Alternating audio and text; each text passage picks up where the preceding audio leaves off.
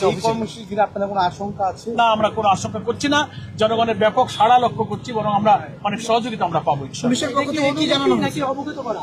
হ্যাঁ, এটা কি পুলিশ ডিপার্টমেন্টের কাছ থেকে অনুমতি নিয়ে নাকি অবগত? না, অবগত। অনুমতির তো কোনো প্রশ্ন নাই, রাজনৈতিক কর্মসূচির কোনো অনুমতির প্রশ্ন নাই।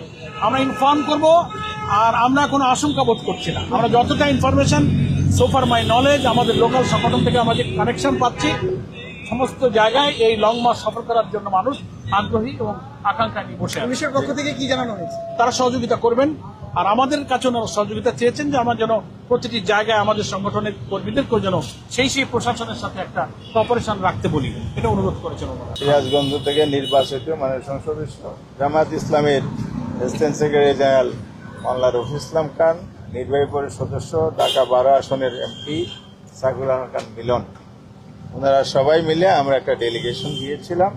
আইজিপি সাহেবের সাথে কথা হয়েছে, ওনার সাথে ওনার টিম ছিল। এই বিষয়কে সামনে রেখে যে আলোচনা হয়েছে এটা তুলে ধরে এখন ব্রিফিং করবেন টিমের লিডার আমাদের মাননীয় সেক্রেটারি জেনারেল সাবেক এমপি অধ্যাপক মিয়া গোলাম। আসসালামু আলাইকুম ওয়া রাহমাতুল্লাহি ওয়া বারাকাতুহু। সম্মানিত 11 দলীয় ঐক্যের নেতৃবৃন্দ, প্রিয় সাংবাদিক বন্ধুগণ এবং আমার প্রিয় দেশবাসী ভাই ও বোনেরা, আপনারা জানলেন আগামী 5ই সেপ্টেম্বর 11 দল ঘোষিত 4টি রুটে বাংলাদেশের লং মার্চের প্রথম দিন। সেই উপলক্ষে আমরা 11 দলের কেন্দ্রীয় নেতৃবৃন্দ আজকে পুলিশের সদর দপ্তরে আইজিপি সহ পুলিশ প্রশাসনের ঊর্ধ্বতন কর্তৃপক্ষের সঙ্গেই আমাদের নির্ধারিত মিটিং ছিল। এই রোড মার্চগুলো নিরাপদ, শান্তিপূর্ণ, সুশৃঙ্খলভাবে করবার ব্যাপারে পরামর্শের জন্য 11 দলের পক্ষ থেকে আমরা লিখিতভাবে আমাদের 4টি রোড মার্চের, লং মার্চের ঢাকা চিটাগাং, ঢাকা রংপুর, ঢাকা খুলনা হয়ে কুষ্টিয়া, এরপর ঢাকা সিলেট ট্রেন যোগে এই 4টি লং মার্চের বিস্তারিত শিডিউল, টাইম উল্লেখ করে, দিনক্ষণ উল্লেখ করে আমরা লিখিতভাবে কোথায় কোথায় পথসভা হবে, কোথা থেকে শুরু হবে, কোথায় গিয়ে সমাপ্ত হবে, বিস্তারিত আমরা ওনাদের কাছে লিখিত হস্তান্তর করেছি। ওনারা আন্তরিকতার সাথেই আমাদের এই মিটিংয়ে খোলামেলা মত বিনিময়ে ওনাদের মতামত, সহযোগিতা এবং পরামর্শ কিভাবে করা যায় সবটাই ওনারা অংশ নিয়েছেন। আমাদের পক্ষ থেকে আমাদের 4টি রুটের যতটা সম্ভাব্য সহযোগিতার আবেদন আমরা করেছি।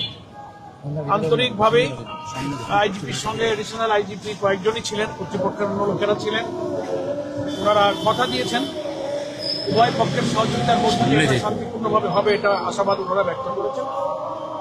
এবং পথে পথে পথসভার স্থানগুলো আমরা উল্লেখ করেছি। ঢাকার প্রথম দিনে যাত্রা শুরু হবে 5 তারিখ সকাল 7টায় অনেক আন্দোলনের স্মৃতি বিজড়িত চত্বর, শাপলা চত্বর থেকে প্রথম চট্টগ্রামের উদ্দেশ্যে। সেটা হচ্ছে প্রথম আমাদের 5 তারিখের পরে তো আরো 3টা হবে। প্রত্যেকটি লং মার্চের আগে আমরা ইনশাল্লাহ ব্রিফ করব, ডিটেলস আপনাদেরকে ইনশাল্লাহ আমরা অবহিত করব। আজকে সংক্ষেপে আমরা এতটুকুই আল্লাহ তাআলার কাছে শুকরিয়া আদায় করছি। আজকে অন্তত পুলিশ প্রধান, আইজিপি যতটা আন্তরিকতা এবং আশ্বস্ত করেছেন, আশা করি এই লং মার্চে আমরা পুলিশ প্রশাসনের আন্তরিক সহযোগিতা পাবো। আর রুটের প্রতিটি জায়গায় জায়গায় স্থানীয় কর্তৃপক্ষ, পুলিশ, সিভিল প্রশাসন, 11 দলের রাজনৈতিক দলের নেতৃবৃন্দ সকলের সম্মিলিত সহযোগিতায় জনগণকে ব্যাপকভাবে অংশ নিয়ে এই লং মার্চ সফল করার জন্য আমরা প্রচেষ্টা চালাবো। এটা আপনাদেরকে ব্রিফ করলাম।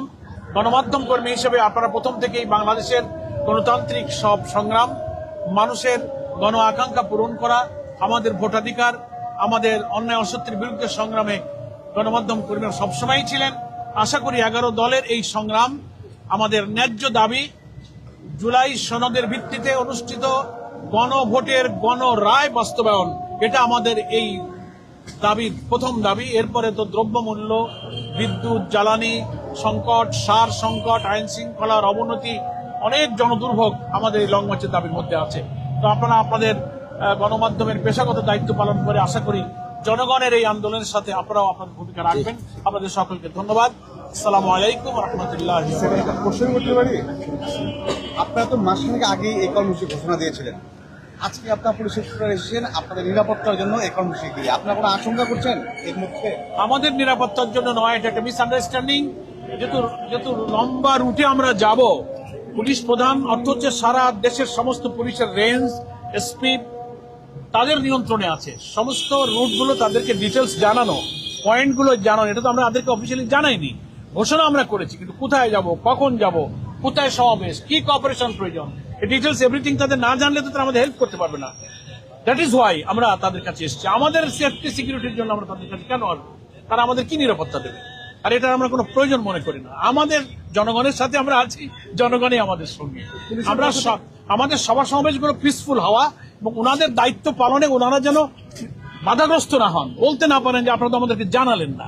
আমরা নাগরিক দায়িত্ব মনে করি ওনাদেরকে অবহিত করো, তা না হলে এটা হয় না। এটা আইনের, আমি যদি না জানাই আপনাকে তো আপনি বুঝবেন কি করে আমি কোথায় যাচ্ছি? মানে এই কর্মসূচি ঘিরে আপনাদের কোনো আশঙ্কা আছে? না, আমরা কোনো আশঙ্কা করছি না। জনগণের ব্যাপক সাড়া লক্ষ্য করছি, বরং আমরা অনেক সহযোগিতা আমরা পাবো ইনশাআল্লাহ। পুলিশের পক্ষ থেকে কি জানানো হয়েছে? নাকি অবগত করা? হ্যাঁ, এটা কি পুলিশ ডিপার্টমেন্টের কাছ থেকে অনুমতি নিয়ে নাকি অবগত? না না, অবগত। অনুমতির তো কোনো প্রশ্ন নাই, রাজনৈতিক কর্মসূচির কোনো অনুমতির প্রশ্ন নাই।